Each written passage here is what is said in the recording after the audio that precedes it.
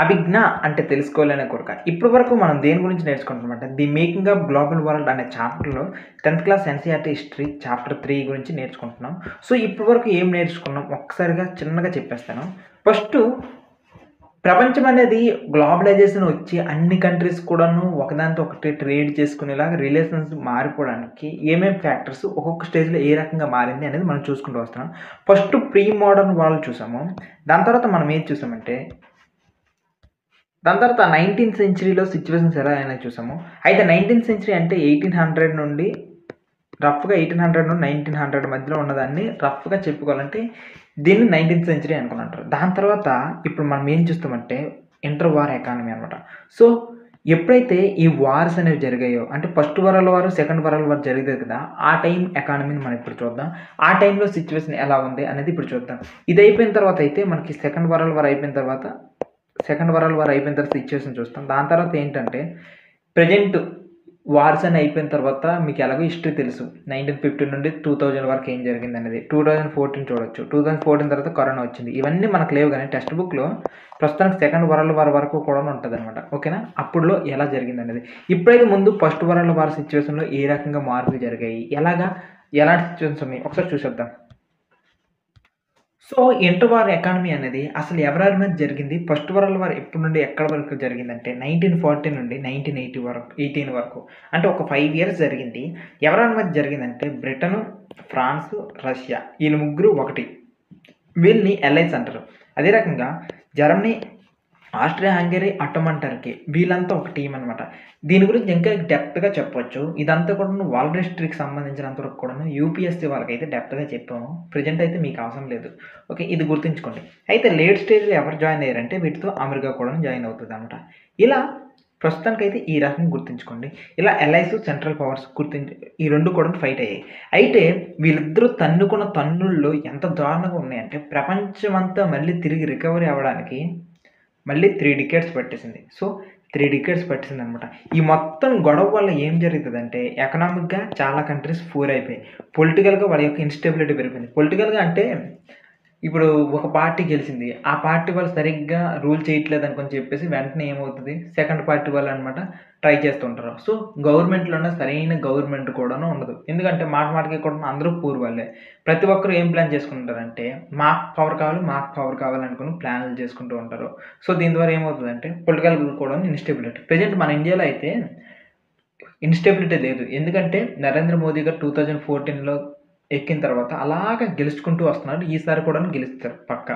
దాని తర్వాత అంతకుముందు మన్మోహన్ సింగ్ గారు కూడా చూసుకున్నట్లయితే ఆయన 10 ఇయర్స్. సో, మనము క్వాలిటీ 10 ఇయర్స్ అనమాట. ఇద్దరు రూలర్స్ బాగా యూజ్ చేశారు. అంటే 20 ఇయర్స్ నుండి మనకి ఏ రకమైన పొలిటికల్‌గా ఇన్‌స్టెబిలిటీ లేదు. ఒక రాజు ఎప్పుడైతే స్టెడీగా ఉంటాడో అప్పుడు ఆయన ఏ డెసిషన్ తీసుకోవాలన్నా సరే అది లాంగ్ టర్మ్ డెసిషన్ అయినా, షార్ట్ టర్మ్ డెసిషన్ అయినా తీసుకోగలరు. అదే ఆయన స్టెబిలిటీగా లేకపోతే దేశంలో స్టెబిలిటీ పోతది. ఏ డెసిషన్‌లు కూడా కరెక్ట్‌గా ముందుకు వెళ్ళవనమాట. అలాంటి సిట్యుయేషన్ కూడా చూసాము. మనం కోalition గవర్నమెంట్స్ అన్నీ చూసాం. ఇది ఈ రకంగా అనమాట.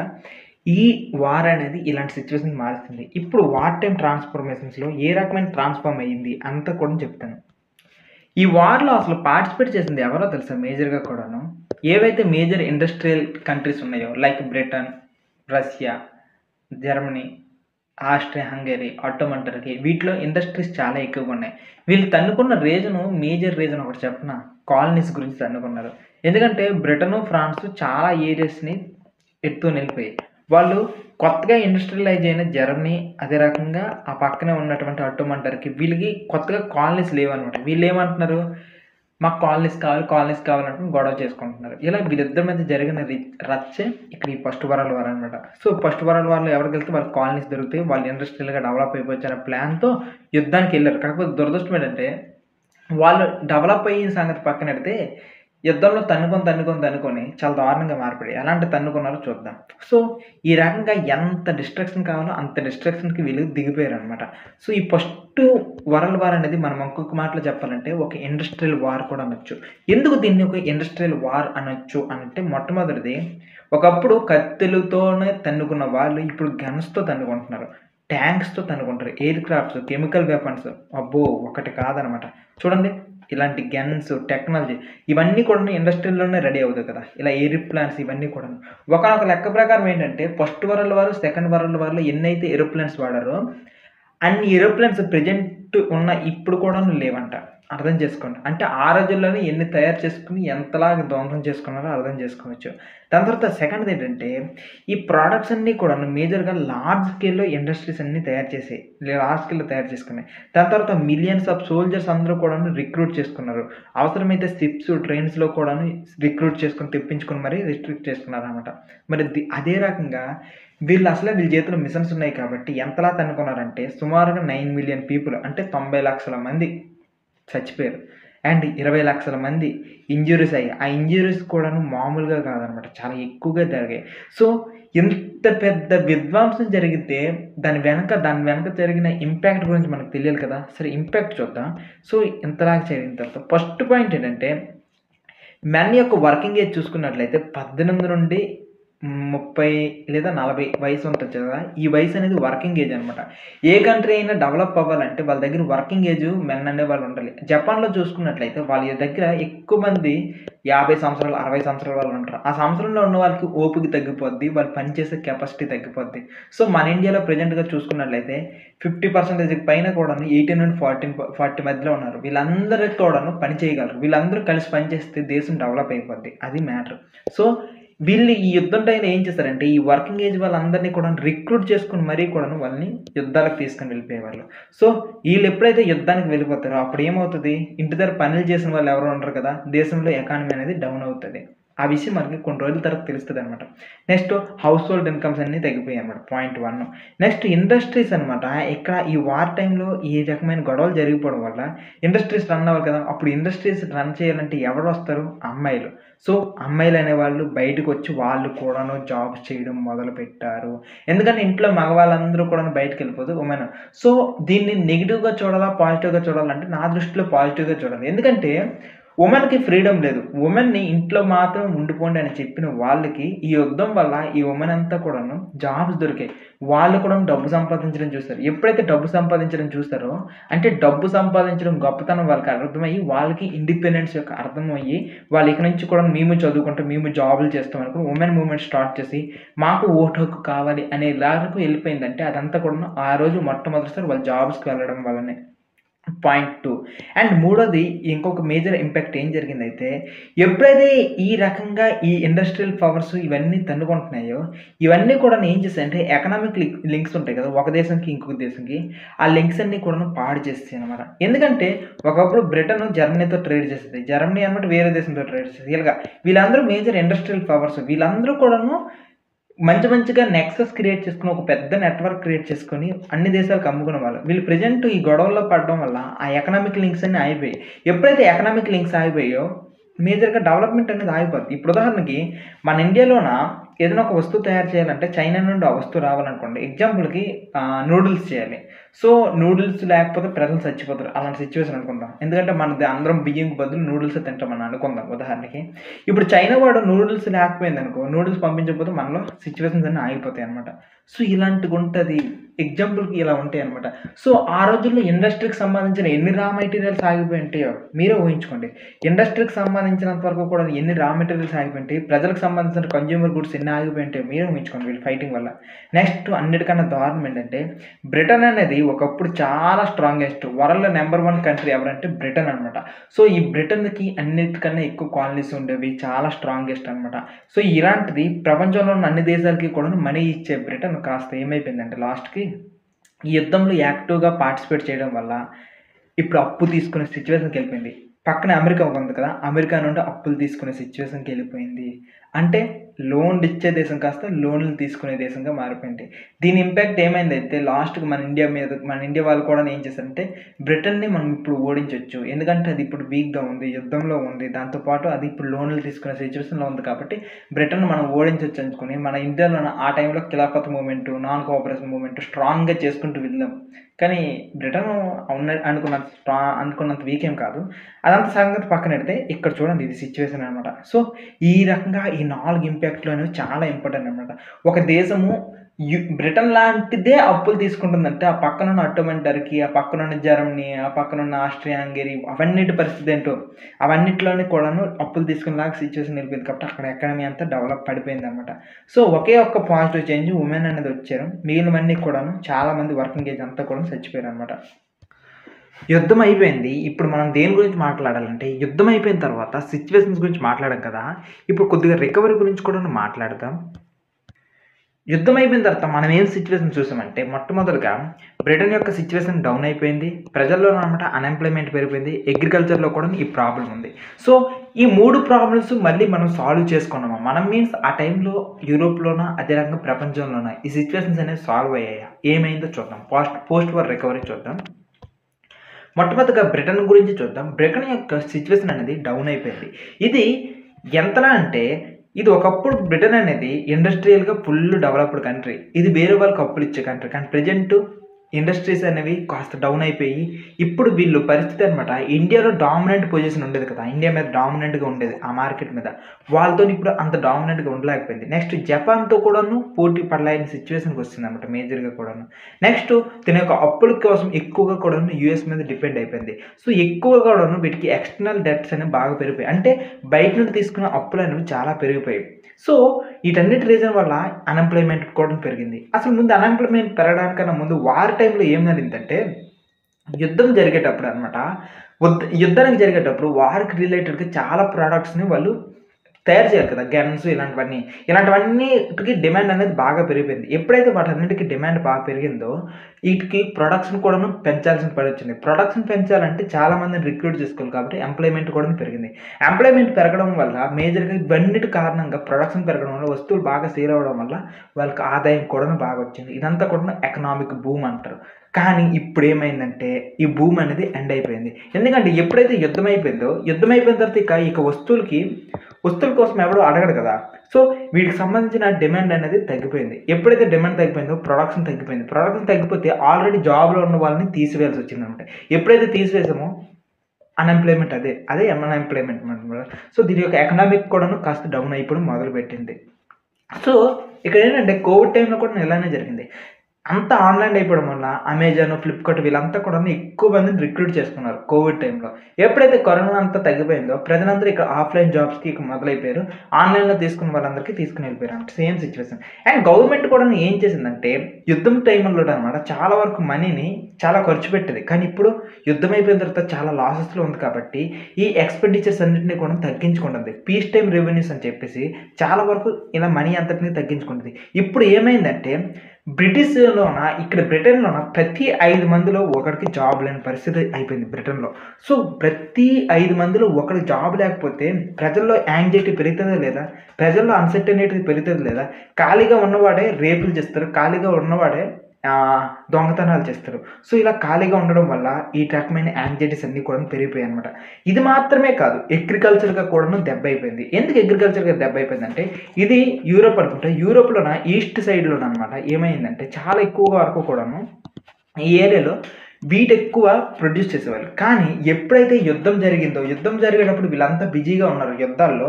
అప్పుడు వీట్ ప్రొడక్షన్ అనేది తగ్గిపోయింది కాబట్టి వాటికి ఫుడ్ ఐటెమ్స్ ఎక్కడి నుండి తెప్పిస్తున్నారంటే ఇప్పుడు కెనడా, అమెరికా, ఆస్ట్రేలియా ఈ ప్లేసెస్ నుండి తెప్పించుకోవాలి. సో ఆ ప్లేసెస్‌లోని ఇప్పుడు వీటి యొక్క ప్రొడక్షన్ అనేది బాగా పెరిగిపోయింది. సో ఇలా యుద్ధం జరుగుతున్నప్పుడు వాళ్ళ యొక్క మేజర్ పొజిషన్ అయినటువంటి ఈ వీట్ ప్రొడక్షన్ కూడాను తగ్గిపోయిందనమాట. సో ఎప్పుడైతే తగ్గిపోయిందో అగ్రికల్చర్ పైన డిపెండ్ అయిన రైతుల పరిస్థితి ఏంటి? వాళ్ళు డౌన్ అయిపోతారు. మళ్ళీ యుద్ధం అయిపోయిన తర్వాత మళ్ళీ వీళ్ళు వీట్ ప్రొడక్షన్ పెంచారు. ఈసారి పెంచడం వల్ల ఏమైపోయిందంటే ఆల్రెడీ కెనడా, ఆస్ట్రేలియా అదే రకంగా అమెరికా ఈ 3 నుండి వీట్ అనేది వస్తుంది. చాలా ఎక్కువ వీట్ వస్తుంది. దాంతో పాటు వీళ్ళు కూడాను పెంచేసారు. ఇప్పుడు ఏమైందంటే మార్కెట్‌లో వీట్ యొక్క ప్రొడక్షన్ అనేది చాలా ఎక్కువ ఉంది. మీకు ఆల్రెడీ చెప్పాను కదా! సప్లై ఎక్కువ ఉందనుకోండి. ఇప్పుడు ఇన్‌కేస్ టమాటాలు మార్కెట్‌లో చాలా ఎక్కువ ఉంటే టమాటాలు కేజీ రూపాయి, రూ. 1 కూడాను మారిపోతాయి. సేమ్ ఇక్కడ కూడాను ఏమంటే ఇక్కడ ఈ వీట్ ప్రైసెస్ అనేవి పడిపోయాయి. వీటి యొక్క ప్రైసెస్ పడిపోవడం వల్ల రూరల్‌గా ఉన్న వాళ్ళ యొక్క ఇన్‌కమ్స్ పడిపోయి ఫార్మర్స్ ఇంకా డేంజర్ సిట్యుయేషన్‌లో వెళ్ళిపోయారు. ఒకప్పుడు కనీసం అగ్రికల్చర్ చేస్తేనైనా ఉండేది. కానీ ఇప్పుడు అగ్రికల్చర్ చేయడం వల్ల కూడాను పాడైపోయిందన్నమాట. ఇలాంటి సిట్యుయేషన్స్ అన్నీ కూడా మారిపోయాయి. సో దీన్ని బట్టి యుద్ధం ఒక్కటి చేస్తే యుద్ధంలో జరిగే గెలుపు, ఓటముల సంగతి పక్కనెడితే యుద్ధం అయిపోయిన తర్వాత జరిగే రక్తపాతం గురించి కోల్పోయిన వాళ్ళందరి వల్ల జరిగిన ఇంపాక్ట్ గురించి, ఇవన్నిటి గురించి కూడాను ఆలోచించుకోండి. ఇప్పుడు రష్యా, ఉక్రెయిన్‌కి అయితే యుద్ధం జరుగుతుంది. వీళ్ళు కూడా సేమ్ ప్రాబ్లమ్ ఫేస్ చేస్తారు. ఇంకొక 2 ఇయర్స్ యుద్ధం అయిపోయిన తర్వాత చూడండి చుక్కలు కనిపిస్తాయి వాళ్ళకి కూడాను. ఆ తర్వాత ఇదే మూమెంట్‌లోన ఈ ఇంటర్ వార్ ఇయర్స్‌లోనే మాస్ ప్రొడక్షన్ పెరిగింది. కన్జంప్షన్ పెరిగింది. ఏంటి మాస్ ప్రొడక్షన్, కన్జంప్షన్ చెప్తాను చూడండి. మాస్ అంటే హెవీ అనమాట. మాస్ అంటే హెవీ. మాస్ అంటే ప్రజలు అంటారు కదా! హెవీగా ఎక్కువగా ఉన్న ప్రజల్ని మాస్ అంటారు. ప్రొడక్షన్ అంటే హెవీ ప్రొడక్షన్ అనమాట. చాలా హెవీ ప్రొడక్షన్. ఏంటి హెవీ ప్రొడక్షన్ అంటే యుద్ధం జరిగిపోయినప్పుడు ఎవరైనా లాభపడుతున్నారంటే ఇక్కడ యూఎస్ఏ అనమాట. అందరూ యుద్ధాల్లో బిజీ ఉంటే ఎవరైతే డెవలప్డ్ కంట్రీస్ అన్నీ కూడాను ఇక్కడ యూఎస్‌లో మాత్రం ఈ యూఎస్ ఎకానమీ అనేది మాస్ ప్రొడక్షన్ మీద కొద్దిగా ఫోకస్ పెట్టింది. ఏంటి ఈ మాస్ ప్రొడక్షన్, ఏంటి దీని కథ ఏంటంటే హెన్రీ ఫోర్డ్ అనుకుని ఒక ఇండస్ట్రియలిస్ట్ ఉన్నాడు. ఆయన ఏం చేశాడంటే, అరే మనం కొద్దిగా టెక్నాలజీని యూజ్ చేస్తే చాలా తక్కువ రేట్‌కి కార్లు తయారు చేయొచ్చు అని ప్లాన్ ఏసారు. ఎలాగా చాలా తక్కువ రేట్‌కి ప్లాన్ చేశారంటే, ఎప్పుడైతే మనం టెక్నాలజీని యూజ్ చేసి ఇదొక కన్వేయర్ బెల్ట్ అనుకుందాం. ఇదొక కన్వేయర్ బెల్ట్. సో ఒక్కొక్కడికి ఒక్కొక్క పార్ట్ దగ్గర విడిచిపెట్టేద్దాం. అందరూ కలిపి ఒక కార్‌ని తయారు చేయడం కంటే ఒక్కొక్క డిపార్ట్‌మెంట్‌లోనూ ఒక్కొక్కడు ఒక్కొక్క ఐటెమ్ తయారు చేస్తారు. ఒకడు గేర్ బాక్స్ తయారు చేస్తే, ఇంకొకడు చక్రాలు తయారు చేస్తాడు, ఇంకొకడు రబ్బర్ తయారు చేస్తాడు, ఇంకొకడు బ్రాండింగ్ చేస్తారు. ఇలా అనమాట వర్క్‌ని డిస్ట్రిబ్యూట్ చేసేసి కన్వేయర్ బెల్ట్ మీద పెట్టేసాడు. సో ఇలా కన్వేయర్ బెల్ట్ మీద పెట్టేసి మీరు చూస్తూ ఉంటే ఈ కన్వేయర్ బెల్ట్ మీద వెళ్తుంటది. అక్కడ నిలబడి మనుషులు అన్నట్టు వర్క్ చేస్తూనే ఉంటారు. ఇలా చేసేస్తూ ఉండడం వల్ల ఏమైందంటే ఇప్పుడు పని చాలా ఫాస్ట్ అయిపోద్ది. సో ఎందుకంటే ఒక్కొక్కడు ఒక్కొక్క పార్ట్‌ని చూసుకుంటాడు. అంతా కలిపి అయిపోయిన తర్వాత ఆ పార్ట్స్ అన్నిటిని కూడా ఒక టీమ్ అంతా వెళ్లి అసెంబుల్ చేసేస్తది. ఇలా చేయడం వల్ల ఏమైందంటే 10 రోజుల్లో ఒక కార్ తయారు చేసేది ఇప్పుడు 3 నిమిషాల్లో ఒక కార్ అనేది రెడీ అయిపోతుంది. Mass production. దీన్నే మాస్ ప్రొడక్షన్ అంటారు. మీరు బిస్కెట్లు చూసుకున్నా అంతే. గోధుమ పిండి ఒకసారి రెడీ అవుతది. గోధుమ పిండి రెడీ అయిన తర్వాత వెంటనే ఆ పిండంతా ముద్ద ఒకటి కలిపేస్తది. కన్వేయర్ బెల్ట్ మీద వెళ్ళేటప్పుడు ఆ ముద్దంతా కూడా చిన్న చిన్న బాల్స్ ఒకటి చేస్తది. బాల్స్ అంతా కొంత దూరం వెళ్ళిన తర్వాత దాన్ని ముక్కలు కట్ చేస్తది. ఒక మిషన్ ప్రెస్ చేస్తది. ఎలా అనమాట బెల్ట్ మీద ఆటోమేషన్ అయిపోయిందనమాట. ఈ రకంగా చేయని దాన్నే మాస్ ప్రొడక్షన్ అంటారు ఈ ప్రాసెస్‌ని. దీనికి పయనీర్ ఎవరంటే హెన్రీ ఫోర్డ్ అనమాట. ఈయన ఈ దేనిలో అప్లై చేశారంటే ఈ కార్‌ని తయారు చేయడంలో అప్లై చేశారు. సో ఈ మాస్ ప్రొడక్షన్ వల్ల అడ్వాంటేజ్ ఏంటంటే ప్రొడక్షన్ అనేది చాలా బాగా ఫాస్ట్‌గా పెరిగిపోద్దనమాట. సో చాలా ఎక్కువ మందికి షర్టులు కావాలన్నా, డ్రెసెస్ కావాలన్నా, ఫుడ్ ఐటెమ్స్ కావాలన్నా, కేకులు కావాలన్నా, కార్లు కావాలన్నా, ఏరోప్లేన్స్ కావాలన్నా చాలా ఫాస్ట్‌గా అయిపోతాయి. సో 3 మినిట్స్ ఇంటర్వెల్స్‌లో ఒక కార్ వచ్చేస్తుందంటే అర్థం చేసుకోండి. సో ఈ రకంగా మొట్టమొదటిగా తయారు చేసిన కార్ ఏంటంటే టీ మోడల్ ఫోర్డ్ అనమాట. ఈ ఫోర్డ్ అనే కార్. అయితే దీంట్లో ప్రాబ్లమ్స్ ఏంటంటే వర్కర్స్ అందరూ కూడాను ఫుల్ బిజీగా ఉంటారు. ఎవరికీ కూడా ఖాళీ ఉండదు. ఎందుకంటే కన్వేయర్ బెల్ట్ మీద కొద్దిగా మిస్టేక్ చేసినా సరే ఆ వర్క్ అంతా పాడైపోద్ది కాబట్టి ప్రతి ఒక్కడు కూడాను వాడి యొక్క ఎమోషన్స్‌ని కొద్దిగా కంట్రోల్ చేసి పక్కవాడితో మాట్లాడకండి. మాటికి ఈ వర్క్ మీద ఫోకస్ చేయాలి. కాకపోతే స్ట్రెస్ అనేది పెరిగిపోద్ది. నెక్స్ట్ ఈ రకమైన స్ట్రెస్ తట్టుకోలేక చాలామంది ఏం చేశారంటే జాబ్‌ని కూడా విడిచిపెట్టేసారు. ఆ రోజుల్లో కొత్త కదా! వాళ్ళకి అసలే టెక్నాలజీ కొత్త. ఆ రోజుల్లో పనులు చేసుకునే వాళ్ళు ఎలా చేసుకునేవాళ్ళు? కలిసిమెలిసి ఆడుతూ పాడుతూ చేసుకునేవాళ్ళు. కానీ ఎప్పుడైతే ఈ ఫ్యాక్టరీస్ ఇలాంటి వాటిలో వచ్చాక ఇలా సీరియస్‌గా వర్క్ మోడ్‌లో ఉండాలంటే తెలీదు కదా! ఓకేనా? ఆ రోజుల్లో ఆ రకమైన కష్టాలున్నాయి. అయితే ఈయన ఏం చేశారంటే ఇప్పటి వరకు ఇచ్చిన జాబ్ లోడ్ అనమాట సాలరీ ఈసారి కొద్దిగా పెంచి డబుల్ చేసాడనమాట. ఎందుకు డబుల్ చేసాడు? ఈయన సొల్యూషన్ ఎందుకు చేశాడంటే మేజర్‌గా కూడాను చాలా వరకు కూడాను ఒకప్పుడైతే గట్టిగా కష్టపడి 10 కార్లు తయారు చేసేవాళ్ళు. ఆ 10 కార్లని అమ్మేవాళ్ళనమాట. ఇప్పుడు మాస్ ప్రొడక్షన్ జరగడం వల్ల ఆ 10 నుండి కాస్త ప్రొడక్షన్ 1000 అయిపోయింది. సో 1000 అయిపోయి వాళ్ళు ఏం చేశారంటే కార్ యొక్క ప్రైస్ అనేది తగ్గించారు. సో ఒకప్పుడు ఒక కార్ యొక్క వాల్యూ అనేది 1,00,000 అయితే ఇప్పుడు వీడు ఒకేసారి 1000 కార్లు అమ్ముకుంటున్నాడు కదా! ఆ 1,00,000 బదులుగా ఈయన ఏం చేశాడంటే ఒక కార్‌ని 10,000కి అమ్ముకున్నాడు. సో ఇప్పుడు 1000 కార్లు అమ్ముతున్నాడు కదా! చాలా తక్కువ రేటుకి తయారు చేసి ఎక్కువ మందికి అమ్ముతున్నాడు కాబట్టి ఇంకెక్కువ డబ్బులొస్తున్నాయనమాట. అదే ఎక్కువ రేటుకి తక్కువ కార్లు అమ్మడం కంటే, తక్కువ రేటుకి ఎక్కువ కార్లు అమ్మేసి ఎక్కువ మందికి అమ్మామంటే ఎక్కువ డబ్బులొస్తాయనుకుని ప్లాన్‌లోననమాట ఈయన చేశాడు. ఈ మాస్ ప్రొడక్షన్ వల్ల ప్రజలకైతే వస్తువుల రేట్ అనేది చాలా తగ్గింది. సో ఈయనకి కూడా ఆదాయం పెరగడం వల్ల ఎవడైతే ఇష్టం పెట్టుకోవడం లేకుండా వెళ్తున్న వాళ్ళ వర్కర్‌లను కూడా ఏం చేశాడంటే డబుల్ వేజెస్ ఇస్తామని చెప్పేసి తీసుకొని వచ్చాడనమాట. సో వాళ్ళకి డబుల్ ఇస్తామంటే ఎలాంటోడైనా ఎంత కష్టమైన పనైనా చేస్తానంటారు కాబట్టి చేస్తాడనమాట. ఈ రకంగా. నెక్స్ట్ ఈయన ఇంకొకటి ఏం చేశాడంటే ట్రేడ్ యూనియన్స్‌ని లేకుండా చేస్తాడనమాట. ఎవడైతే ట్రేడ్ యూనియన్స్‌లో ఉంటాడో వాడికి జాబ్ ఇస్తామంటం లేదు. ఎందుకంటే ట్రేడ్ యూనియన్స్ ఉన్నారనుకో వాళ్ళు మాటికి గొడవలు చేస్తుంటారు. మాకు జీతాలు పెంచండి, మాకు అది పెంచండి, ఇది పెంచండి, లేకపోతే మేము స్ట్రైక్ చేస్తాం ఇలాంటివన్నీ అనుకున్నాం. సో ఈ రకంగా బెస్ట్ కాస్ట్ కటింగ్ డెసిషన్స్ అన్నీ తీసుకున్నారు మేజర్‌గా కూడాను. అయితే ఇప్పుడు మనం చూసుకున్నట్లయితే ఈ రకమైన ఈ మాస్ ప్రొడక్షన్ ఇదంతా కూడాను ఎప్పుడు జరిగింది అంటే ఇదంతా కూడాను వార్ అయిపోయిన తర్వాతే. ఎప్పుడైతే వార్ అంతా అయిపోయిందో అక్కడ టెక్నాలజీ కూడాను అప్పుడప్పుడే పెరుగుతుంది కదా! ఇలా మాస్ లెవెల్ ప్రొడక్షన్‌కి సంబంధించినవి ఇదంతా కూడాను ఆ మూమెంట్‌లోనే పెరిగాయనమాట. ఈ ఫోర్డ్ ఇండస్ట్రియల్ ప్రాక్టీస్ అనేవి ఒక్కరు కాదు. ఎవరెవరి దగ్గరైతే ఇండస్ట్రీలు ఉన్నాయి వాళ్ళందరూ కూడాను వాళ్ళ యొక్క బిజినెస్‌లని, వాళ్ళ యొక్క ఇండస్ట్రీని ఆటోమేషన్ చేయడానికి చాలామంది ఇదే రకంగా చేశారనమాట. చాలా వరకు కూడాను ఇంజినీర్డ్ గూడ్స్ అన్నీ కూడాను ఇదే మెథడ్ వాడరు. దీనివల్ల ఏమైంది తెలుసా? చాలామందికి చాలా తక్కువ రేట్‌కే వర్క్స్ రావడం వల్ల, దాంతో పాటు క్వాలిటీ ప్రొడక్ట్స్ రావడం వల్ల అందరూ కూడాను ఈ వస్తువులను కొనుక్కున్నారనమాట. ఏమేమి వస్తువులు? Washing machine, refrigerator, radio, gramophone, ఆ టైంలో ఏవైతే ఎలక్ట్రానిక్ గూడ్స్ ఉన్నాయో అవన్నీ కూడాను చాలా తక్కువ రేట్‌కి అయిపోయి మాస్ ప్రొడక్షన్ చేయడం వల్ల. ఇదంతా కూడాను జరిగింది ఈ 1920 ఈ టైంలోనే. సో, ఈ 19th సెంచరీలోనే. సో, ఇక్కడ మీరు దీన్ని ఏ రకంగా లింక్ చేసుకోవచ్చంటే మేజర్‌గా కూడాను ఇప్పుడు వస్తువులు మాస్ లెవెల్‌లో ప్రొడక్షన్ అవుతున్నాయి కాబట్టి, ఆ వస్తువులను అమ్మాలంటే చాలా దేశాలతో లింకులు పెట్టుకోవాలి. ఆ లింకులన్నీ కలిపి కూడాను వేరే వేరే దేశాలకెళ్ళి అమ్మాలనమాట. వాళ్ళ హెవీగా ప్రొడ్యూస్ అయినవి ఒక 1000 కార్లు తయారు చేశారు. ఆ దేశంలో ఎంతమంది ఉన్నారంటే 500 మందే ఉన్నారు. 500 కార్లు వాళ్ళ దేశంలో అమ్ముకొని మిగిలిన 500 ఇతర దేశాల్లో అమ్ముకుంటారంట. సో, ఈ రకంగా మల్టీలాటరలిజం, మల్టీ కంట్రీస్‌తోననమాట గ్లోబల్ వరల్డ్ అనేది జరుగుతుంది. మీకు అర్థమవుతుంది కదా! ఎలాగ మేకింగ్ ఆఫ్ గ్లోబల్ వరల్డ్ జరగడానికి మాస్ ప్రొడక్షన్ అనేది ఏ రకంగా హెల్ప్ చేస్తుందో. సో, ఇదే మూమెంట్‌లోనే ఎలాగో వస్తువులన్నీ తక్కువ రేట్‌లో వస్తున్నాయి కాబట్టి అందరూ కూడాను డబ్బులు లేకపోయినప్పటికీ కూడాను క్రెడిట్ కార్డ్స్ తీసుకోవడము, క్రెడిట్ కార్డ్ కాదు అంటే మంత్లీ ఇన్వెస్ట్‌మెంట్స్‌లో తీసుకోవడం, మంత్లీ ఇన్‌స్టాల్‌మెంట్స్‌లో కూడా తీసుకోవడం మొదలైపోయింది. చాలామంది ఈ టైంలోనే హౌస్ కన్‌స్ట్రక్షన్ చేసుకోవడము, సో, లోన్స్ తీసుకొని మరి హౌస్ కన్‌స్ట్రక్షన్ చేయడం ఇవన్నీ జరిగాయనమాట. సో, ఈ మొత్తం సినారియోలో మీకేం అర్థమవుతుందంటే ఇక్కడ ప్రజలకి ఎంప్లాయ్‌మెంట్ పెరిగింది. ఎప్పుడైతే ఎంప్లాయ్‌మెంట్ పెరిగిందో వాళ్ళందరి యొక్క ఇన్‌కమ్స్ పెరిగాయి. ఎప్పుడైతే ఇన్‌కమ్స్ పెరిగిందో వాళ్ళ దగ్గర డబ్బులున్నాయి కాబట్టి ఏదైనా ఒక వస్తువులు కన్జంప్షన్ చేయడం మొదలుపెట్టారు. లైక్ కార్లు, వాషింగ్ మిషన్‌లు, ఏసీలు ఇవన్నీ కూడా. అవన్నీ కూడా కరెక్ట్‌గా ఆ మూమెంట్‌లోనే తయారవుతున్నాయి కదా! ఇలా కన్జ్యూమ్ చేయడం మొదలుపెట్టారు. ఎప్పుడైతే కన్జ్యూమ్ చేయడం మొదలుపెట్టారో చాలామంది బిజినెస్‌లో ఉన్నారు కదా! ఆ బిజినెస్ వాళ్ళు ఏం చేసేవాళ్ళు ఇంకా ప్రొడక్షన్ పెంచేవాళ్ళు. సో, ఈ రకంగా ఈ ప్రొడక్షన్ పెంచడం వల్ల మళ్ళీ ఎంప్లాయ్‌మెంట్ కావాల్సొచ్చేది. ఎక్కువ మంది ప్రొడక్షన్ కావాలంటే ఇంకెక్కువ ఎంప్లాయ్‌మెంట్ పెంచాలి కదా! సో, ఈ రకంగా అనమాట. మళ్ళీ ఎంప్లాయ్‌మెంట్ మళ్ళీ ఈ రకమైన ఒక సైకిల్ అనేది ఫార్మ్ అయింది. ఇదంతా చూస్తే ఎంత పాజిటివ్‌గా ఉంది. మనం కూడా మన దేశంలో కూడాను ఈ రకమైన సిట్యుయేషన్ మారాలంటే ఎంప్లాయ్‌మెంట్ పెరిగితే ఇన్వెస్ట్‌మెంట్ పెరుగుతది. అదే ఇన్‌కమ్ పెరిగితే కన్జంప్షన్ పెరిగితే ఈ రకంగా. అందుకే ఈ రోజుల్లోననమాట ఎవడన్నా డీజే పెట్టుకొని డాన్సులు వేస్తున్నా, దీపావళికి చాలా ఎక్కువ క్రాకర్స్ కాలుస్తున్నా సరే మీరు నెగెటివ్‌గా చూడకండి. ఎందుకంటే వీడు డబ్బులు పెట్టేసి మార్కెట్‌లో వస్తువులు కొంటున్నాడు. మార్కెట్‌లో వస్తువులు కొనడం వల్ల మన దేశంలో ఉన్న ప్రొడక్ట్స్‌కే ఎక్కువ డిమాండ్ అనేది ఏర్పడుతుంది. డిమాండ్ ఏర్పడడం వల్ల మీ వల్ల కొంతమంది ఎంప్లాయీస్ అనేవాళ్ళు క్రియేట్ అవుతారు. సో, ఇక నుంచి ఈ పర్స్పెక్టివ్‌లో చూడండి. ఓకేనా? ఈ కాన్సెప్ట్ రైస్‌కి కూడా అప్లై చేయొచ్చు. ఒకప్పుడు అన్నాన్ని పరబ్రహ్మ స్వరూపంగా తీసుకునేవాళ్ళు కానీ, ఇప్పుడు చూడండి మీరు రైస్ వేస్ట్ చేసినా సరే తప్పు కాదు అనేది నా ఒపీనియన్. ఎందుకు కాదు చెప్తాను. ఇది ప్యూర్‌లీ నా ఒపీనియన్. నా ఒపీనియన్‌తో మీరు మ్యాచ్ చేయాల్సిన అవసరం లేదు. మీరిప్పుడు రైస్ వేస్ట్ చేస్తున్నా, రైస్ తీసుకున్నా సరే మీరు ఎక్కువ రైసే తీసుకుంటున్నారు ప్రతిసారి ఇంట్లో కూడాను. సో, ఇలా ప్రతిసారి మీరు రైస్‌లు ఎక్కువగా తీసుకుంటున్నారంటే ఆ రైస్ ఎక్కడి నుండో కొనాలి కదా! సో, ఇలా కొంటున్నారు. సో, ఇలా దేశంలోన చాలా ఎక్కువ మంది ఎక్కువ రైస్‌ని ఇలాగే కొంటున్నారనుకోండి. ఈ డిమాండ్ ఎవరికి ఎక్కువ అవుతది?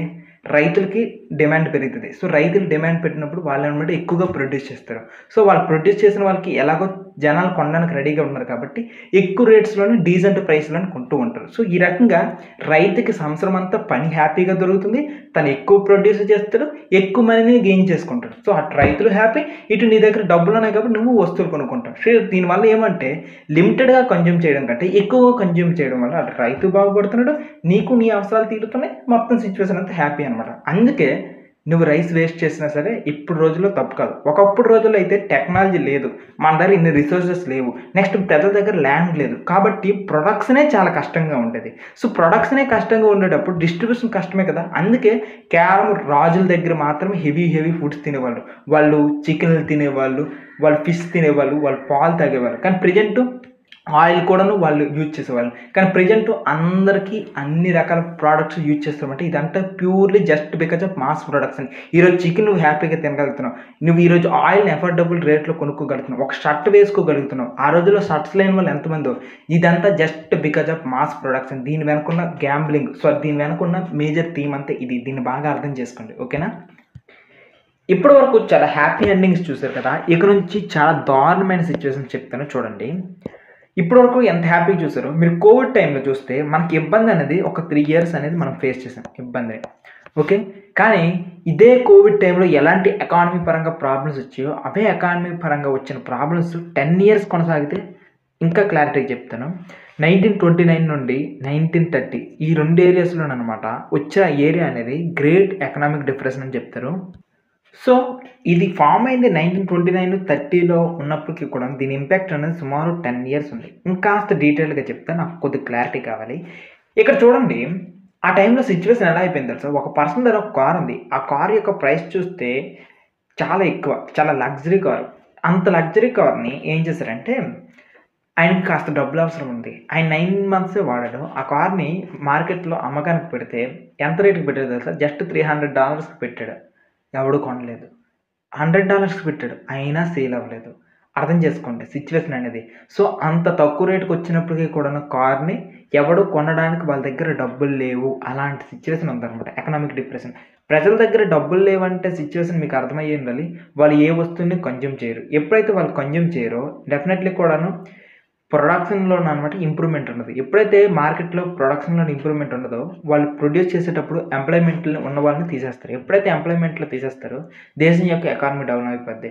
ఎప్పుడైతే డౌన్ అయిపోద్దో, ఒక పర్సన్‌కి సంబంధించిన ఇన్‌కమ్ అనేది డౌన్ అయిపోద్ది. ఎప్పుడైతే ఇన్‌కమ్ డౌన్ అయిపోద్దో, వాడి ఫ్యామిలీ పావర్టీలోకి వెళ్ళిపోద్ది. ఎప్పుడైతే వీడు పావర్టీలోకి వెళ్ళిపోతాడో, సిట్యుయేషన్ అంతా కూడాను ఇంకా దారుణంగా మారిపోద్దనమాట. ఇలాంటి లింక్స్ ఉంటాయి కంప్లీట్‌గా కూడాను. సో, అలాంటి సిట్యుయేషన్ ఉంది ఇప్పుడు. చిన్నగా ఎక్స్‌ప్లెయిన్ చేస్తాను. ఇది మీ క్లాస్ కాదు. అయినా పెద్ద క్లాసుల్లో సిట్యుయేషన్ ఎలా ఉంటదో చెప్తా చూడండి. ఇది ఎకానమీ అనుకుందాం. ఎకానమీలో ఫస్ట్‌లో అనమాట మార్కెట్‌లో ఉన్న వస్తువులు డిమాండ్ పెరుగుతూ ఉంటది. డిమాండ్ పెరుగుతూ ఇలా మార్కెట్ వెళ్తూ ఉంటది. కానీ ఒకానొక పీక్ సిట్యుయేషన్‌కెళ్ళిన తర్వాత మార్కెట్‌లోన వీళ్ళు కొత్త వస్తువులు వచ్చాయి కదా! ఇందాకల ఫ్రిడ్జెస్ ఇవన్నీ కూడా చాలా తక్కువ రేటుకి రావడం వల్ల ప్రజలందరూ కన్జ్యూమ్ చేశారు. దీనివల్ల వాళ్ళు కూడా ఎక్కువ కొంటున్నారు. కానీ కొంతకాలం అయిన తర్వాత ఏమవుతదంటే, ఇక కొనేవాళ్ళు ఎవరు ఉండరనమాట. ఎప్పుడైతే కొనేవాళ్ళు ఎవరు ఉండకపోతారో, ఇక మార్కెట్‌లోన ఈ వస్తువులు అనేది ఎవడు కొనడం మానేస్తారు కదా! కొనడం మానేయడం వల్ల వాళ్ళకి ప్రొడక్షన్ అనేది తగ్గిస్తారు. ప్రొడక్షన్ తగ్గిస్తారంటే ఎంప్లాయ్‌మెంట్‌ని తీసేస్తారు. ఎంప్లాయ్‌మెంట్ తీసేస్తున్నారంటే డౌన్ అయిపోద్ది. ఇలా డౌన్ అయిపోయి ఇలా డౌన్‌కెళ్ళిపోద్ది. సో, ఇలా ఎంతలా డౌన్‌కెళ్ళిపోద్దంటే మొత్తం నేల నాకిపోయే సిట్యుయేషన్‌కెళ్ళిపోద్దనమాట. అలాంటి సిట్యుయేషన్. కానీ ఎంత డౌన్‌కెళ్ళినా ఒకానొక సిట్యుయేషన్‌లో మళ్ళీ లెగాలి కదా! లెగిసేటప్పుడు ఏంటంటే కొద్ది లెగిసి మళ్ళీ పీక్‌కెళ్తది. మళ్ళీ డౌన్ అవుతది. అయితే ప్రెజెంట్ ఈ ఇయర్‌కి చెప్తున్నా. ఈ ఇయర్‌లో కూడాను మనందరం ఏం ఫీల్ అవుతామంటే చాలా కాలం నుండి డిప్రెషన్ రావట్లేదనమాట. ఆల్రెడీ 1929 అదే రకంగా 1929 నుండి 30కి ఒక గ్రేట్ డిప్రెషన్ చూసాం. దాని తర్వాత మనం 2008లో కూడాను ఒక డిప్రెషన్ చూసాం. ఇంతవరకు కరోనా ఒకటొచ్చింది కదా! కరోనా టైంలోనే ఒక డిప్రెషన్ చూసాం. మనం ఏమైనా ఎక్స్‌పెక్ట్ చేస్తామంటే, ఇప్పుడు కరోనా టైంలో ఒక డిప్రెషన్ చూసాం కాబట్టి మళ్ళీ పెరుగుతున్నాం కదా! మళ్ళీ ఇంకొక డిప్రెషన్ రావచ్చు అని అనుకోవచ్చనమాట. సో, ఇలాంటి సిట్యుయేషన్ ఎప్పుడైనా రావచ్చు అనుకుని డౌట్ అనమాట. సో, ఇక్కడ ఏం జరుగుతుంది ఎకనామిక్ డిప్రెషన్‌లో అసలు ఏం జరుగుతుందంటే, మార్కెట్‌లో వస్తువులన్నీ చాలా బాగా హెవీగా పెంచేశారు కదా! ఇప్పుడు హెవీగా పెంచిన తర్వాత సడెన్‌గా ఒకానొక సిట్యుయేషన్ వచ్చిన తర్వాత ఇంక మార్కెట్‌లో ఎవరు కొనరనమాట.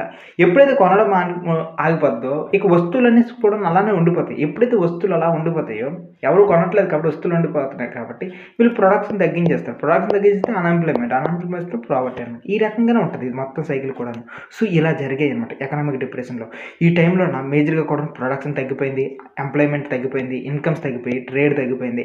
అగ్రికల్చర్‌లో కూడాను ఈ ఇంపాక్ట్ ఉందనమాట. అదే రకంగా కమ్యూనిటీస్ కూడాను చాలా వరకు ఎఫెక్ట్ అయిపోయాయి. ఇక్కడ మేజర్‌గా అగ్రికల్చర్ ప్రైసెస్ అయితే చాలా తగ్గిపోయి, దాంతో పాటుగా ఈ ఇండస్ట్రియల్ గూడ్స్ కూడాను మేజర్‌గా చూస్తే వాటి యొక్క డిమాండ్ కూడా తగ్గిపోయింది. అయితే ఈ ఎకనామిక్ డిప్రెషన్‌కి రావడానికి ఆ టైంలో ఉన్న మేజర్ రీజన్స్ అండి.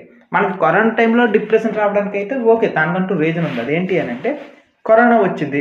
జనాలు ఎవరు కూడాను ఏ ప్లేస్‌లకి మూవ్ అవ్వట్లేదు. మూవ్ అవ్వకపోవడం వల్ల ఎకానమీలో పనులనేవి ఆగిపోయి అది క్లియర్ రీజన్. కానీ ఇక్కడ సిట్యుయేషన్ ఏంటి? ఆ టైంలో ఈ 1920, 1930 ఆ టైంలో ఏం జరిగింది? అగ్రికల్చర్ పరంగా చూద్దాం ముందుగా.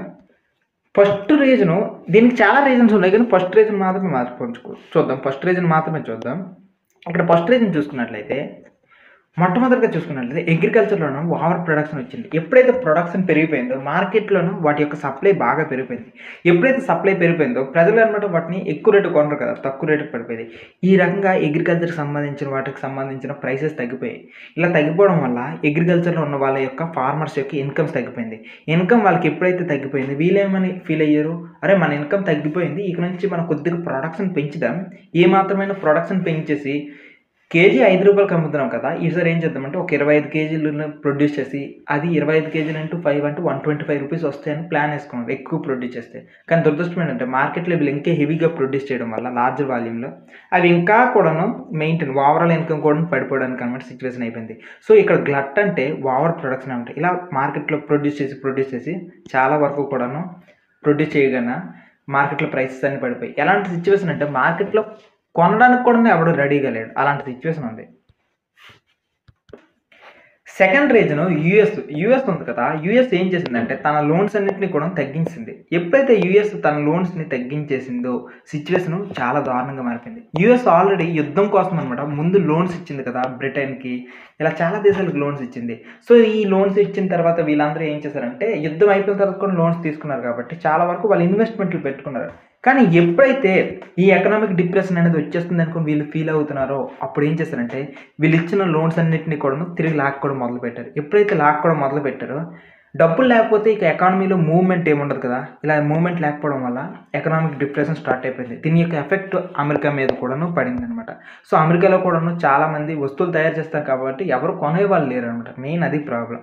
సో, ఈ యూఎస్ఏ ఈ లోన్స్ తీసుకొని వెళ్ళిపోవడం వల్ల మేజర్‌గా జరిగిన ప్రాబ్లమ్స్ ఏంటో చూద్దాం.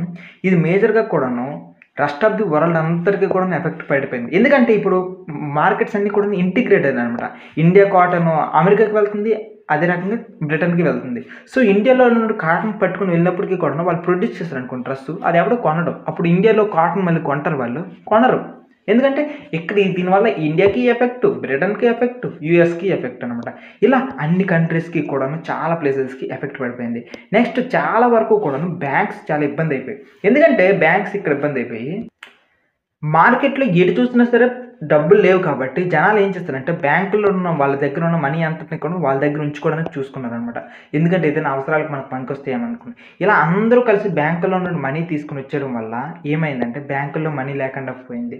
సో, దీనివల్ల బ్యాంక్స్ అన్నీ కూడా చాలా కొలాప్స్ అయిపోయాయి. దాంతో పాటుగా రూపీ కూడాను కొలాప్స్ అయిపోయిందనమాట. ఎందుకంటే వాడి దగ్గర రూ. 100 రూ. 1000 సరే వాడు ఇప్పుడు ఖర్చు పెట్టట్లేదు. ఎప్పుడైతే వాడు ఖర్చు పెట్టట్లేదో మార్కెట్‌లో డిమాండ్ క్రియేట్ అవ్వట్లేదు. సో, ఎంత డబ్బులున్నా ఏం లాభం? ఎవడు కూడాను కొనడానికి వాడి దగ్గర ఉన్న డబ్బులు బయటికి రిలీజ్ చేయడానికి ఇష్టపెట్టుకోవట్లేదు. సో, ఈ రకంగా కరెన్సీ కూడాను కొలాప్స్ అయిపోయింది. ఇది కేవలం ఇక్కడ ఒక్క దగ్గరే కాదు. అగ్రికల్చర్‌కి సంబంధించిన లాటిన్ అమెరికా ఇలాంటి ప్లేసెస్ ఉన్నాయి కదా! అలాంటి ప్లేసెస్‌లో కూడాను వాళ్ళ యొక్క అగ్రికల్చర్ ప్రైసెస్ కూడాను పడిపోవడానికి కారణమైపోయింది. ఎక్కడ ఎవడు కొనట్లేదు కాబట్టి వాళ్ళ అగ్రికల్చర్ ప్రైసెస్ కూడాను. యూఎస్ ఇంకా దానికి దారుణమైన సిట్యుయేషన్ ఇంకొకటి ఏం చేసిందంటే పెద్ద తప్పు. ఆల్రెడీ బ్రిటన్ నుండి కొన్ని వస్తువులు ఎక్స్‌పోర్ట్ అవుతున్నాయి యూఎస్‌కి. యూఎస్ ఏం చేసిందంటే ఇక్కడ బ్రిటన్ నుండి వస్తువులు వస్తే మన దేశంలో ఉన్న వస్తువులు పోతాయేమో అని అనుకుని ఏం చేసిందంటే బ్రిటిష్ వస్తువుల పైన ట్యాక్స్ ఎక్కువ వేసేది.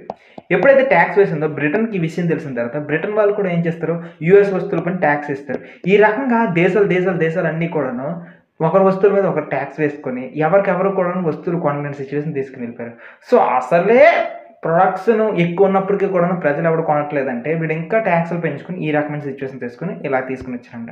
దీని ఇంపాక్ట్ ఏంటంటే ఫార్మర్స్ అందరూ భయపడిపోయారనమాట. ఈ డిప్రెషన్ వల్ల మనం కష్టపడి అగ్రికల్చర్‌ని ప్రొడ్యూస్ చేస్తే ఆ డబ్బులు రాకపోతే మనం ఆ ప్రొడ్యూస్ చేసిన దానికి కూడా డబ్బులు వేస్ట్. మన కష్టం వేస్ట్. మనకు డబ్బులు కూడా రావు. అందుకని అగ్రికల్చర్‌లో పంట పండించడం ఆపేశారనమాట.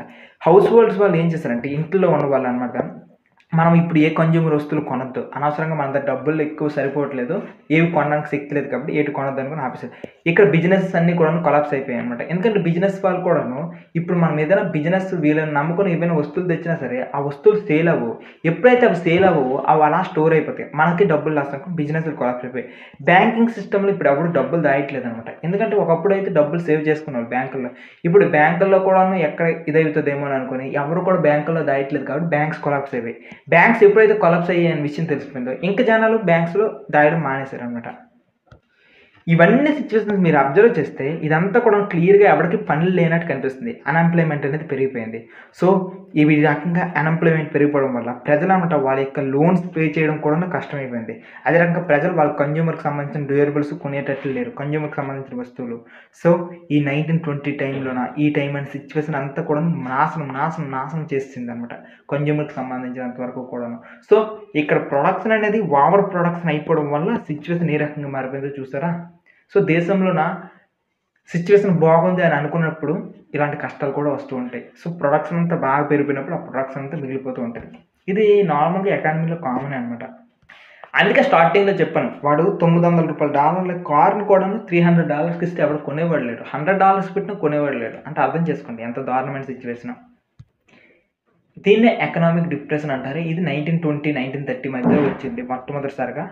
ఇదైతే వరల్డ్‌లో చాలా ప్లేసుల్లోన 10 ఇయర్స్ వరకు ఉండిపోయిందనమాట. మరి దీనికి సొల్యూషన్ ఏంటి? ఇలాంటి సిట్యుయేషన్ నుండి బయటపడాలంటే ఏం చేయాలి? అనేది పెద్ద క్వెషన్ ఉంది కదా! ఈ క్వెషన్‌కి టెక్స్ట్ బుక్‌లో ఇవ్వలేదు గానీ నేను చెప్తాను సరదాగా. ఈసారి అమెరికా ఏం చేసిందంటే, తన దేశంలో ఉన్న బ్యాంక్స్ అందరికీ కూడా ఏమని చెప్పిందంటే, నేను మీకు ఇన్సూరెన్స్ ఇస్తాను. ఓకేనా? మీరు భయపడకండి. సో, అదే రకంగా బిజినెస్‌లు ఉన్నాయి కదా! బిజినెస్‌ల వాళ్ళకి కూడా ఏమన్నారంటే, నేను ఒక ఇన్సూరెన్స్ కంపెనీ పెడుతున్నాను. మీదేదైనా నష్టాలొస్తే నేను ఇన్సూరెన్స్ ఇస్తాననుకోని చెప్పింది. ఎప్పుడైతే వీళ్ళు ఏదో ఉన్నారనే ధైర్యం ఉందో వాళ్ళలోన, వాళ్ళేం చేస్తారంటే బ్యాంక్స్ అదే రకంగా బిజినెస్ కంపెనీలు ఇవన్నీ కూడా మెల్లమెల్లగా అనమాట వాటి యొక్క పనులు స్టార్ట్ చేసాయి.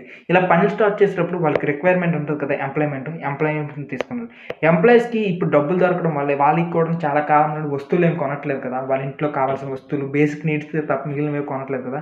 మెల్లమెల్లగా వీళ్ళ చేతిలో డబ్బులు రావడం వల్ల వీళ్ళు మిగిలిన పనుల మీద ఖర్చు పెట్టారు. ఎప్పుడైతే ఖర్చు పెట్టారో బిజినెస్ అనేవి చాలా బిజినెస్‌లకి మనీ అనేది కొంత కన్జ్యూమర్స్ కొనడం వల్ల మనీ వచ్చింది. ఇలా మనీ రావడం వల్ల మళ్ళీ ఎకానమీకి అనమాట బూస్ట్ వచ్చింది. సో, ఇలా బూస్ట్ అయ్యి ఈ సైకిల్ అంతా కూడా మళ్ళీ ఫిల్ అయిందనమాట. ఈ రకంగా మొత్తానికి ఎకనామిక్ డిప్రెషన్ నుండి ఆ టైంలో ఆ సిట్యుయేషన్‌లో బయటైతే పడ్డారు. కానీ ఒకటి గుర్తుంచుకోండి, ఈ రోజుల్లో మనం ఇంత ఈజీగా మాట్లాడేస్తున్నాం గానీ, ఆ టైంలో ఉన్న వాళ్ళకి మాత్రం నరకం. చాలా నరకం అనమాట. ఫుడ్ కొనుక్కోవడానికి కూడా నష్టం. అలాగుంటది. అయితే ఆ టైంలో మన ఇండియా పైన ఈ డిప్రెషన్ ఎంతలా పడింది? ఇండియా పైన మనకి ఏ రకంగా ఉంది? మేజర్‌గా చూద్దాం. సో, మేజర్‌గా మన ఇండియాలో ఆ రోజుల్లోన పెద్దగా మనకి ఇండస్ట్రీస్ లేవు కాబట్టి ఉన్న వల్ల ఒకటే అనమాట అగ్రికల్చర్.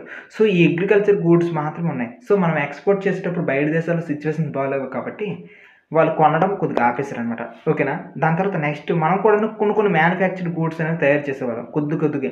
ఆ గూడ్స్ కూడాను బయట కొనట్లేదు కాబట్టి వాటి యొక్క సంగతి కూడాను వాటి యొక్క ట్రేడ్ కూడాను ఆగిపోయిందనమాట.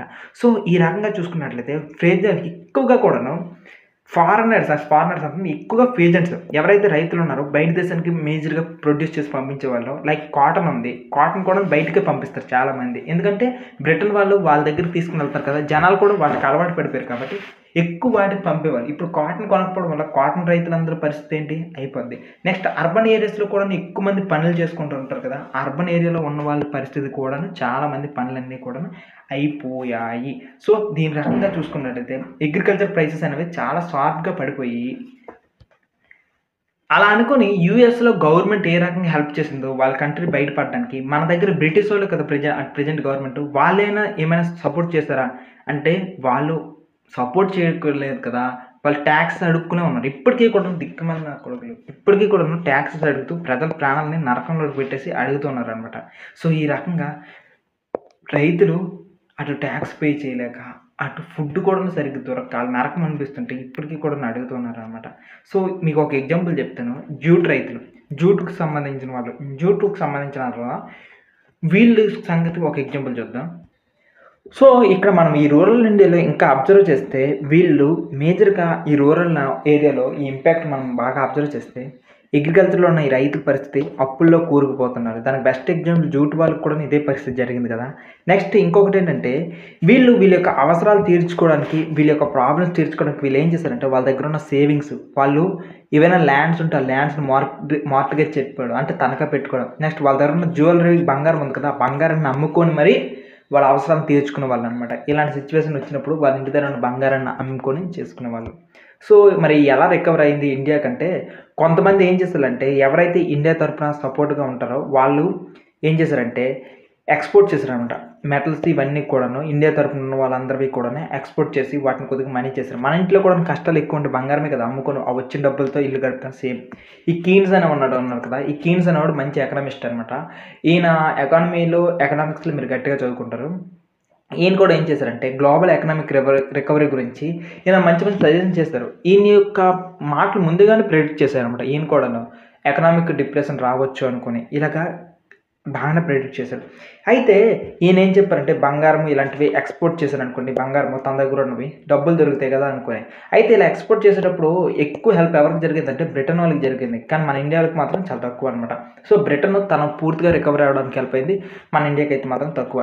At the same time rural ఇండియాలోన ఇదే టైంలోనే గవర్నమెంట్ మీద కోపంతో మహాత్మా గాంధీ గారు కూడా ఏం చేశారంటే మూవ్మెంట్ స్టార్ట్ చేశారు, సివిల్ డిసోబీడియన్స్ మూవ్మెంట్. సో ఈ డిప్రెషన్ ఉన్న కాలంలోనే ఈ మూవ్మెంట్ స్టార్ట్ చేశారు. అప్పుడు ప్రజలందరూ ఎలా ఉంటారు, ఖాళీగానే ఉంటారు కాబట్టి ఇక మూవ్మెంట్ దుమ్ము దులిపేస్తారు, అది మ్యాటర్. సో ఈ రకంగా అయితే మొత్తానికి మనం 1990 ఆ టైంలో కూడాను మనకి డిప్రెషన్ లాంటి సిచ్యువేషన్ వస్తే అప్పుడు కూడా మనం బంగారమే అమ్మామన్నమాట. బంగారం అమ్మి సిచ్యువేషన్ తెచ్చాం. నెక్స్ట్ లాస్ట్కి ఇక అర్బన్ ఏరియాస్లో ఎలా ఉందంటే, అర్బన్ ఏరియాస్లో గ్రేట్ ఎకనామిక్ డిప్రెషన్ యొక్క ఎఫెక్ట్ ఎక్కువగా లేదు. ఎందుకు అని అంటే ఇక్కడ అందరికీ కూడా జాబ్లు ఉంటాయి. ఎప్పుడైతే జాబ్లు ఉంటాయో వాళ్ళ యొక్క ఇన్కమ్ అనేది ఫిక్స్డ్గానే ఉంటుంది. సో మీరు ల్యాండ్ ఓనర్స్ చూసుకున్నా సరే, లేకపోతే చాలా మిడిల్ క్లాస్ వాళ్ళు చూసుకున్నా సరే, వాళ్ళందరూ శాలరీస్ ఉంటాయి అనమాట. సో ఇప్పుడు ఈ ఎకనామీలో ఇలాంటి సిచ్యువేషన్ వచ్చినప్పుడు వాళ్ళకి అన్ని సిచ్యువేషన్లో కామన్గానే మామూలుగానే ఉంటుంది కాబట్టి ప్రతిదీ లెస్గానే ఉంటుంది అనమాట.